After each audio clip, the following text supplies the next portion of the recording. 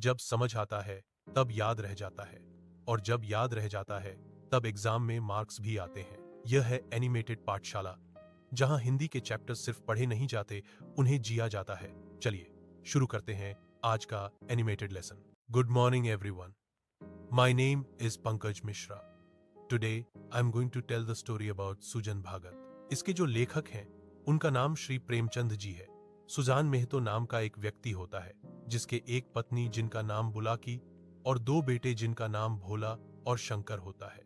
सुजान मेहतो एक बहुत गरीब इंसान थे, मगर उन्होंने कड़ी मेहनत करके 3 साल परिश्रम करके अपने खेत में बहुत अच्छा गन्ना उगाया था, और उस गन्ने का जो सेलिंग प्राइस था, रेट, वो भी बहुत अच्छा मिला। तो जिसके कारण से उनके जो घर था, घर के सामने धूनी, धूनी का मतलब होता है आग जलने लगी, और जो उस एरिया के कानूनगो होते हैं, डॉक्टर होते हैं और महात्मा लोग जो होते हैं, वो सब आकर के वहां पर बैठने लगे।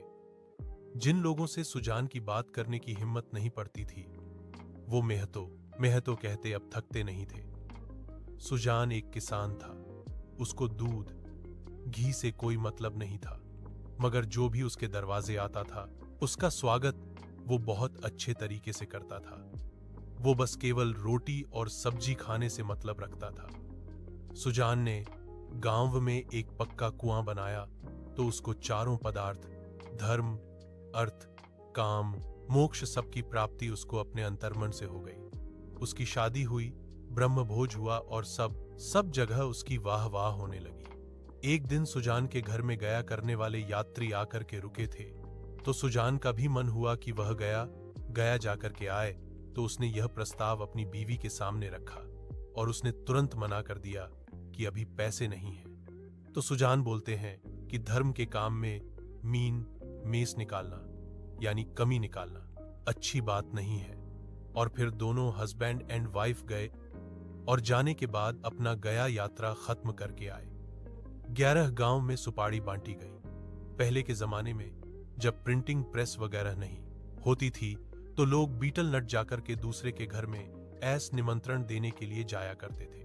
उसके बाद सब लोग आए, खाना पीना हुआ, और खाना पीना होने के बाद देखा गया कि सुजान जो है वो लोगों के जूठे जो पत्तल हैं, खाने वाले हैं, उनको उठा करके फेंक रहे हैं। तो लोगों ने उनकी बड़ाई करी कि देखो पैसा खूब है, उसके बाद भी घमंड इसको छू करके नहीं गया।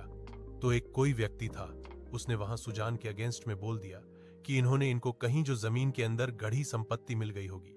तो जो सराउंडिंग में जितने भी लोग बैठे थे, सब उसको डांटने लगे। खांखार। इस समय सुजान मेहतो से सुजान भगत बन गए थे, तो भक्तों के आचार विचार, इन सब चीजों में परिवर्तन आ जाता है। ठीक उसी प्रकार सुजान का भी हुआ। अगर वो रोज गंगा स्नान करने नहीं जा सकता था, तो कम से कम त्योहारों में उसको स्नान करने जाना पड़ता था। एंड वह अब किसी को दुखी नहीं देखना चाहता था। जो पहले वो काम उसने किए थे, अब उनको याद करके उसको दुख होता है। तो अभी जो उसके सामने आसपास जो भी लोग हैं, वो किसी को भी वो दुखी नहीं देखना चाहता था। चाहे घर में रही हुई गाय हो, जिससे उसको बछड़े को दूध पिलाना हो, तो कहीं उसको यह लगता था कि कहीं इसका रोया ना दुखी हो जाए। और घर में जब मजदूर वगैरह काम करने आते थे, तब भी उसको यह एहसास होता था कि मैं इनको ज्यादा काम न लूं, इनको ज्यादा से ज्यादा मजदूरी दूं करके। एंड प्रेमचंद जी लिखते हैं कि अगर नॉर्मल आदमी से कोई गलती हो जाती है, तो उसको थोड़ा बहुत ही दंड मिलता है, मगर जो भक्ति के मार्ग पर चलने वाले लोग होते हैं, उनको ज्यादा दंड मिलता है। चीजें चलती रही, समय बदलता रहा। एक दिन दौर पर आकर के एक भिक्षुक चिल्लाने लगा। काफी देर हो गई थी उसको चिल्लाते चिल्लाते। तो जो सुजान का बेटा था भोला, वो आया और अपनी मां से, क्या मां इतनी देर से एक भिखारी मुंह चीर रहा है और किसी ने उसकी तरफ ध्यान नहीं दिया करके। तो मां बोलती है, क्या सुजान के पैरों में मेहंदी लगी है कि वह नहीं आ सकता और भिखारी को भीख दे दे। तब भोला बोलता है कि मां, खांखार की मां, अभी महंगाऊ देने आया था। जो 7 मन था उसमें से कुछ बाकी था। तो सुजान तुरंत बोल पड़े, किया जो वो बाकी है, अभी इतनी दूर कहा जाएगा, उसको भरपाई लिख लो। तो मैंने उसको भरपाई नहीं लिखा, मैंने लिखा कि अभी जो 10 शेयर है, अप्रोक्सीमेटली 10 केजी वो बाकी है करके। तो उसने अपने पिता की बात को काट दिया था। तो उसकी जो बुलाकी थी, उन्होंने बोला, हाँ बेटा, 2-4 बार ऐसे मौके खाएंगे तो शायद हो सकता है कि तुम्हारे कामों में इंटरफेयर करना बंद कर दे। बुलाकी फिर बोलती है कि अगर ये मेरे को पता होता कि ये इतना बदल जाएंगे तो मैं इनको गुरुमंत्र नहीं लेने देती। तब उनका बेटा भोला, बड़ा बेटा है, वह बोलता है कि दिन भर पूजा पाठ करते रहते हैं, ना फावड़े से मतलब, ना किसी चीज से मतलब। तो बुलाकी अपने हस्बैंड का फेवर लेते हुए बोलती है कि बेटा, अब उनकी उम्र हो गई है, तब भी जो भी उनसे काम बन पड़ता है वह करते हैं। फिर काफी टाइम हो गया था, भिखारी को कोई भीख देने नहीं आया था। तो सुजान भगत आए और उन्होंने कहा कि क्या किसी को सुनाई नहीं देता है कि भिखारी को भीख भी देनी चाहिए। तो बोले कि आटा कहाँ है। तो उसकी वाइफ बोली कि मैं इन भिखारियों के लिए सुबह से उठकर के गेहूं नहीं पीसती हूं और कुछ दे दो जाकर के। सुजान गए अनाज भंडारण से, वहां से जौ लेकर के निकले जो अप्रोक्सीमेटली 1 केजी के आसपास था। उन्होंने जानबूझकर करके जो भीख देने की परंपरा है उसका उल्लंघन किया था, और वो जो छापड़ी यानी एक प्रकार का पात्र समझ लो, डलिया टाइप का, तो उसमें उन्होंने जौ भरा और उसको लेकर के जा रहे थे। जौ अभी उंगली से पकड़ के रखा हुआ था। हो सकता था कि वो उंगली से वजन ज्यादा होने के कारण वह छूट जाता। तभी भोला ने उनका हाथ पकड़ लिया और बोलता है कि यह माल सेहत का नहीं है, सेहत का मतलब फ्री का नहीं है यह माल। और ऐसा बोलने के बाद भोला ने कहा कि जब हम लोग पूरा दिन कड़ी मेहनत करते हैं तब जाकर के यह अनाज आ पाता है, और हम लोग कई दिन ऐसे होते हैं कि हम लोग दिन भर में एक ही बार खाते हैं, बाकी टाइम पानी पी करके रह जाते हैं। तो यह माल आपको, यह जो अनाज है, आपको लुटाने की जरूरत नहीं है।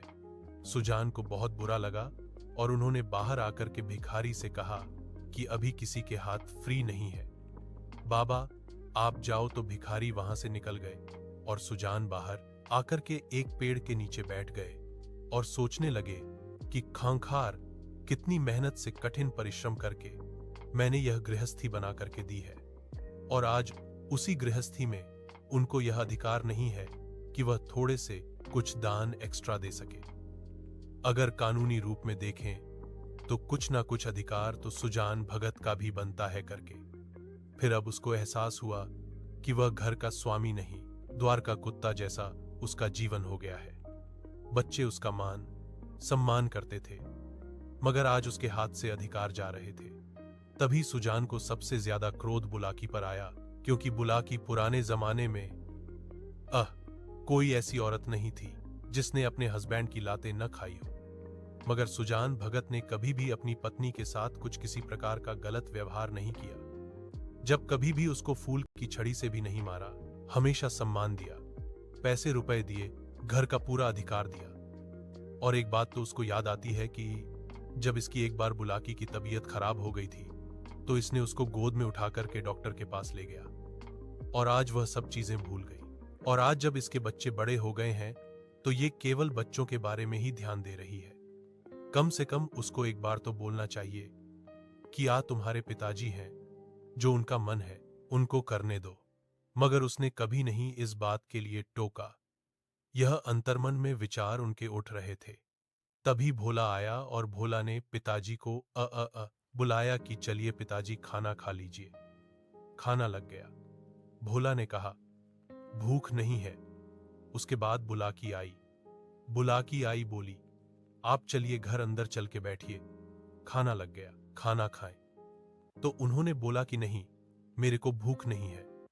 तब उनकी पत्नी बोलती है आप बच्चों की बात को लेकर के बुरा मान गए, अच्छी बात नहीं है। तो बोलते हैं कि हाँ तुम्हारे बच्चे ये तो मेरे बच्चे हो नहीं सकते, किसी और के बच्चे होंगे। तो बुलाकी बोलती है अच्छा उल्टा सीधा मत बोलो, वरना मेरे मुंह से भी कुछ निकल जाएगा करके। सुजान खांखार, सुजान बहुत परेशान थे अंदर से। तो उनकी वाइफ बोलती हैं कि देखो बच्चे बड़े हो गए हैं, अब हमारा तुम्हारा निभाना उसी में है कि जो हमारे बच्चे बोले हम उसी काम को करें। तो सुजान बोलते हैं कि अब मैं दौर का कुत्ता हो गया हूं। तो बुलाकी भी काफी टाइम से उनको मनाने की कोशिश कर रही थी। जब परेशान हो गई तो बाहर निकल आई। निकल आने के बाद उसने कहा, जो मना है वह आप करो। करके सुजान के सामने एक नई अब समस्या आकर के खड़ी हो गई थी। इतने दिनों तक उसने कोई कड़ी मेहनत नहीं करी थी, मगर अब उसने डिसाइड किया कि वह मेहनत करके इन बच्चों को दिखाएगा कि वह क्या है। तो वह आधी रात को उठा और एक गड्ढा सा होता है जिससे गाय को काटने के लिए घास काटी जाती है, जिसके द्वारा उसने लिया और कड़ी मेहनत करके पूरा करबी का ढेर लगा दिया। जब सुबह बुलाकी उठी और बाहर की तरफ निकली तो उसने करबी का ढेर देख करके दंग रह गई। तो उसने बोला, देख लगता है आज भोला पूरी रात सोया नहीं। तो भोला उधर से आंखें मलते मलते आया और उसने बोला, क्या? अरे वह भी करबी का ढेर देख करके दंग रह गया और उसने कहा, क्या शंकर ने यह पूरा काम किया हुआ है? तो मां बोलती है, मैं तो अभी उस तरफ से आई थी, शंकर सो रहा था। तो उनको शक हुआ, कहीं पिताजी ने तो ये सारे काम नहीं किए। फिर दोनों को रियलाइज हुआ कि जो कल उन्होंने बात करी थी वह पिताजी के अगेंस्ट वो सही नहीं थी।